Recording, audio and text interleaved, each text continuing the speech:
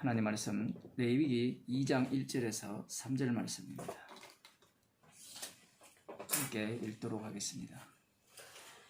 누구든지 소재의 예물을 여호와께 드리려거든 고운 가루로 예물을 삼아 그 위에 기름을 붓고 또 그 위에 유황을 놓아 아론의 자손 제사장들에게로 가져올 것이요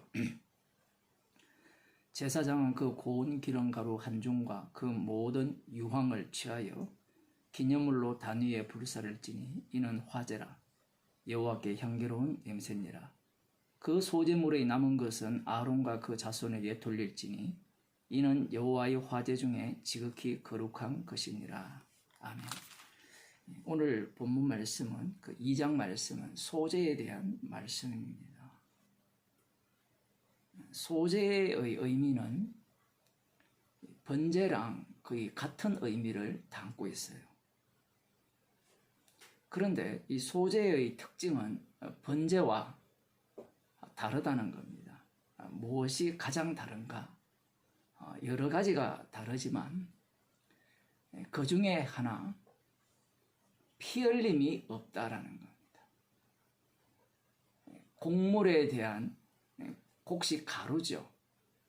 껍질을 벗겨 가루로 만든, 물론 그 소재의 종류는 3가지 정도로 이렇게 말씀되어지고 있는데 여기에는 어떠한 피가 나오지 않습니다. 우리들이 그 레위기 17장 11절 말씀에 나오는 것처럼 한번 볼까요? 레위기 17장 11절. 육체의 생명은 피에 있음이라 내가 이 피를 너희에게 주어 단에 뿌려 너희의 생명을 위하여 속하게 하였나니 생명이 피에 있으므로 피가 죄를 속하느니라. 레위기를 보게 되면 이 말씀이 엄청나게 중요하다는 사실을 알 수 있습니다. 피가 생명을 속한다. 히브리서에도 나오는 말씀이죠. 피 흘림이 없으면 죄사함이 없다라는 그 말씀을 그대로 담고 있습니다. 피가 죄를 속한다라고 하셨으니 당연히 이 원리가 제사법에 똑같이 적용되어야 된다라고 생각할 수밖에 없지요. 그런데 이 제사법 중에 번제도, 화목제도, 속죄제도, 속건제도 모두가 다 피가 흘려지는 제사입니다. 그런데 소제는 피 흘림이 없습니다. 그러면 어떻게 죄가 용서되는가? 아니, 우리 2장을 읽어보면 죄가 용서된다는 말씀은 나오지 않고 여호와께 향기로운 화제니라 이렇게만 나오니까 속죄하는 내용이 소제 안에 없지 않느냐 이렇게 생각하실지 모르지만 하나님께 올려드리는 그 하나님께 선물이 되고 봉헌이 되는 제사는 반드시 속죄를 경유하지 아니하면 올라갈 수 없는 향기로운 제사인 거예요. 그래서 이 소제 안에도 속죄가 담겼다라는 겁니다. 그것이 어디에 나오는가? 그 레위기 5장에 보면 그 5장 11절을 한번 보겠습니다. 5장 11절은 그 속죄제에 관련된 말씀인데 여호와 하나님께서 속죄 제물을 드릴 때 힘이 가정의 그 경제력이 산비둘기 둘이나 집비둘기 둘에도 미치지 못하거든 그 번과를 인하여 고운 가루 에바 10분의 1을 예물로 가져다가 속죄 제물로 드리되 이는 속죄제인즉 그 위에 기름을 붓지 말며 유황을 놓지 말고 그것을 제사장에게로 가져갈 것이요 제사장은 그것을 기념물로 한 움큼을 취하여 단 위 여호와의 화제물 위에 불사를 지니 이는 속죄제라. 제사장이 그가 이 중에 하나를 범하여 얻은 허물을 위하여 속한 적 그가 사함을 얻으리라. 그 나머지는 소제물같이 제사장에게 돌릴지니라. 속죄제라고 하면 반드시 피가 흘려져야 된다라고 우리들이 생각을 하잖아요. 그런데 이 속죄 제물이 이 소제물처럼 드려지는 이 고운 가루, 곡식의 고운 가루로 드리는 속죄물이 있다라는 사실입니다. 그러면 레위기 17장에 나오는 피가 죄를 속한다는 이 말씀과 서로 맞지 않잖아요. 이스라엘 백성들이나 우리들이나 성경을 읽을 때 어떤 정답을 찾고자 합니다. 하나님께서 죄 용서하는 방식이 어떤 방식인가? 하나님께서 제사법을 주셨으니까 이렇게 하면 죄 용서를 받지 않을까? 그런데 이 레위기 17장 11절 우리가 볼 때는 1장과 많이 떨어져 있지만 실제로는 많이 떨어져 있지 않거든요. 피가 죄를 속한다, 사한다 이렇게 말씀을 하셨기 때문에 당연히 이 피 흘리는 것으로 죄가 용서되고 그 죄 용서 받음으로 하나님께 기쁨이 되는 봉헌물이 되든지 아니면 번제물처럼 온전히 드려지든지 그렇게 할 것이라 예상을 하는 겁니다. 그러면 반대로 우리가 방금 이 레위기 5장을 읽기 전에 피 흘리지 않고 죄 사는 법이 있느냐라고 질문을 해봅시다. 그게 가능합니까?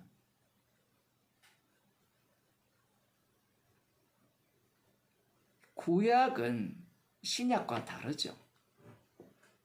어떻게 다르냐라고 할 때는 구약은요, 인간의 그 악마성을 낱낱이 다 드러냅니다. 물론 신약도 마찬가지지만.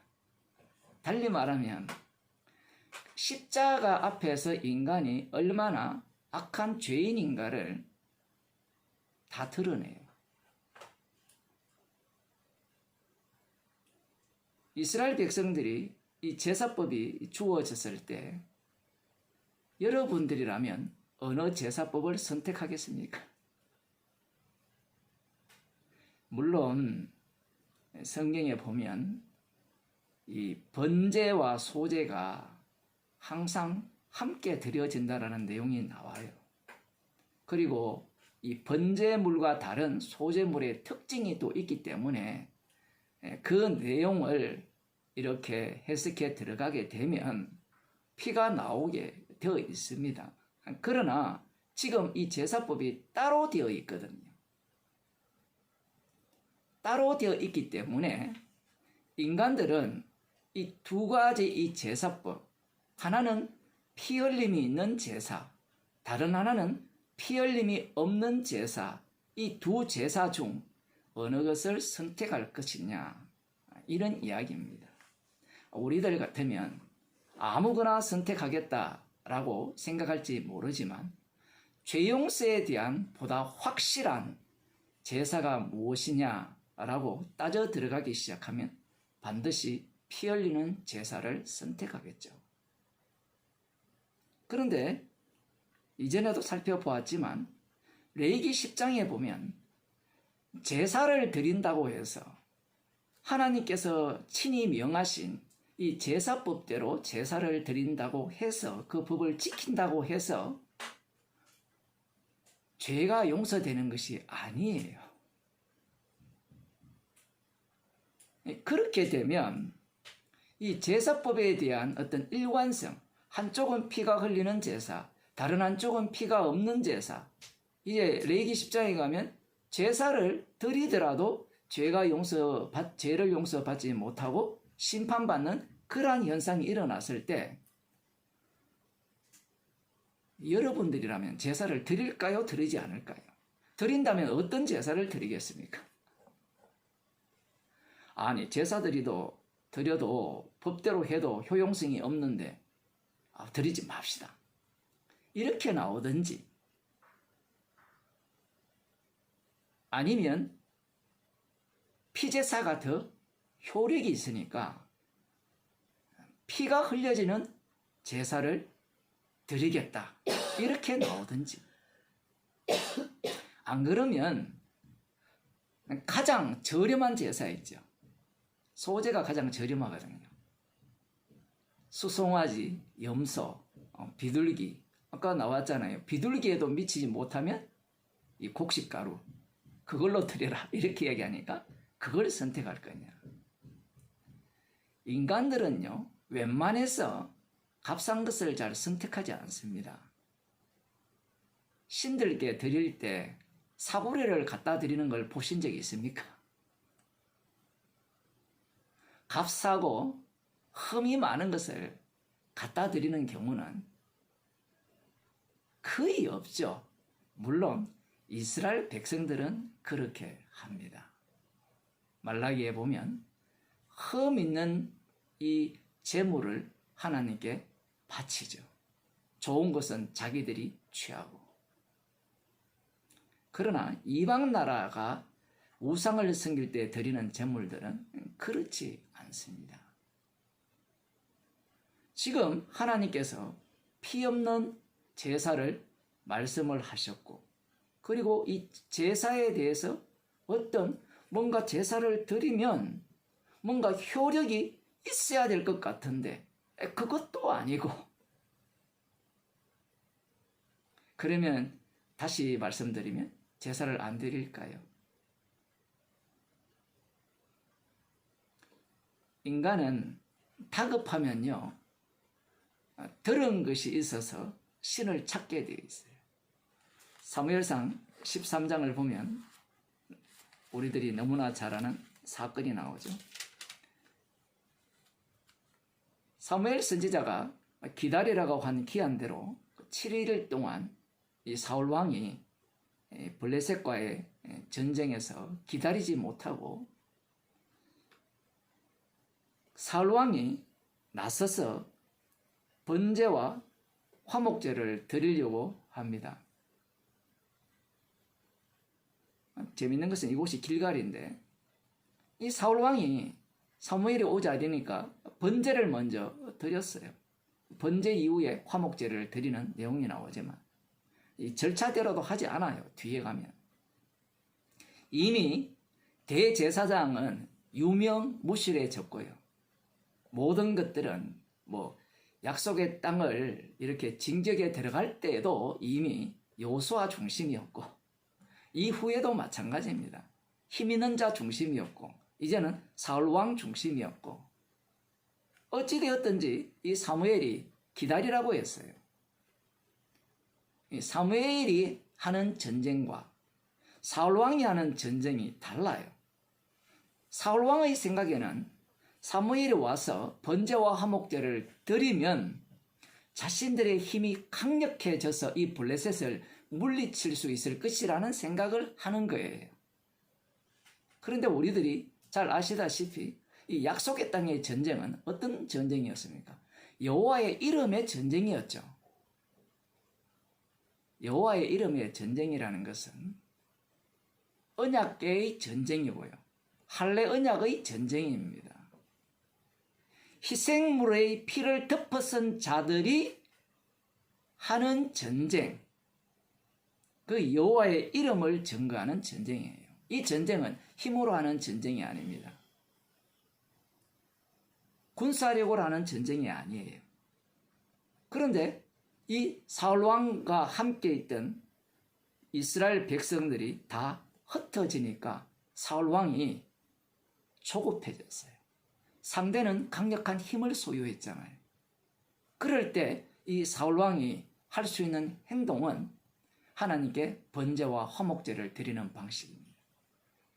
그러면 사울 왕은 이 번제와 화목제를 어떤 식으로 이해를 했느냐라고 할 때는 번제와 화목제를 드리면 하나님께서 은혜를 주셔서 그 은혜를 주시면 그 다음 어떻게 된다는 겁니까? 힘으로 이 전쟁에서 승리할 수 있다라는 그런 생각을 갖고 있는 거예요. 그러나 사무엘 선지자가 생각하는 전쟁은 그런 전쟁이 아니에요. 여호와 이름의 전쟁입니다. 상대는 할례받지 못한 자고요. 이스라엘은 할례받은 자죠. 달리 말하면 이스라엘은 언약의 피를 뒤집어 쓴 자들이고요. 용서받은 자들이고 저쪽은 용서받지 못한 자들이에요.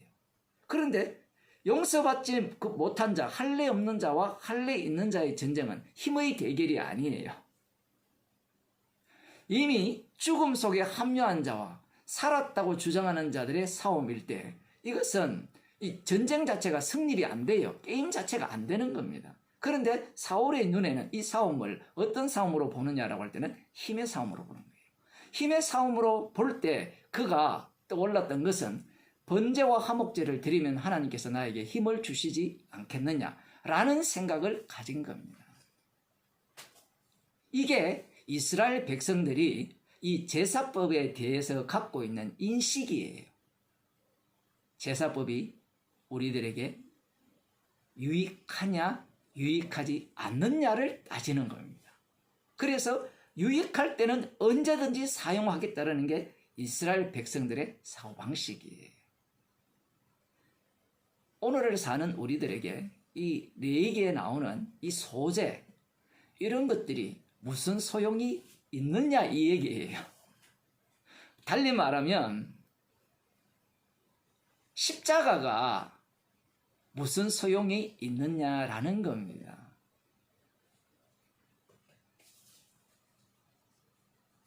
십자가의 피가 나에게 유용성이 있다면 소용이 있지만 만일에 이 십자가의 피가 나에게 유용하지 않는다면 소용이 없는 것이지요.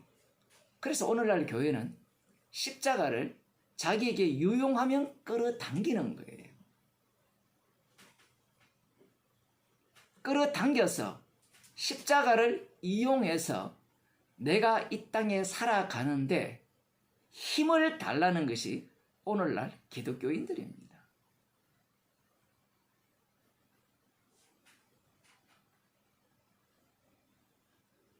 사람들이 십자가를 찾는 이유가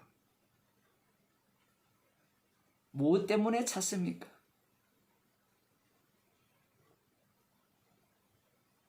십자가가 나를 위한 십자가입니까? 아니면 십자가를 위한 십자가입니까?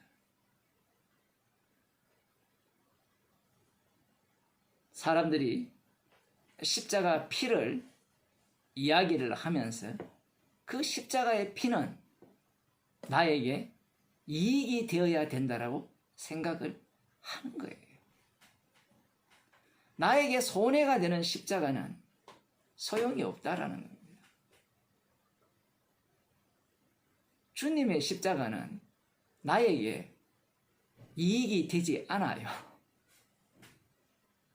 아니, 목사님, 구원을 주는데 어떻게 이익이 되지 않습니까?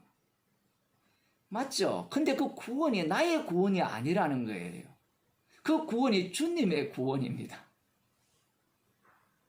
그래서 오늘날 교회는 십자가를 다 우상으로 바꿔버린 거예요. 마치 사울왕처럼. 십자가 지신 예수님이 십자가로 승리하셨기에 우리가 원하는 바를 주님 들어주옵소서. 대통령을 내가 원하는 대통령이 되게 해주시고 내가 원하는 나라가 되게 해주시고 내가 원하는 가정이 되게 해주시고 내가 원하는 사업체가 되게 해주시고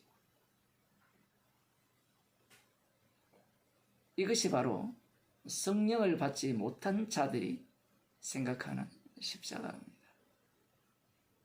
예수님께서 우리를 위해 대신 죽으신 이유는 대신 죽으신 그분, 그 십자가의 피 공로만을 자랑케 하기 위해서 대신 죽으셨습니다.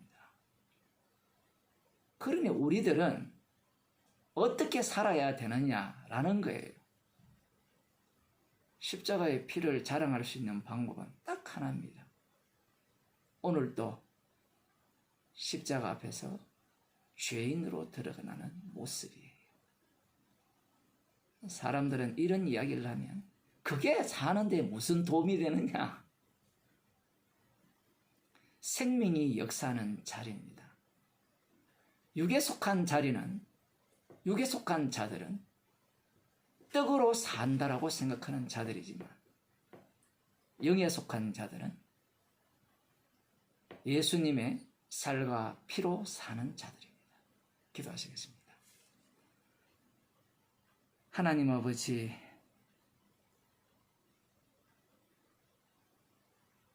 저희들의 눈을 뜨게 하셨어.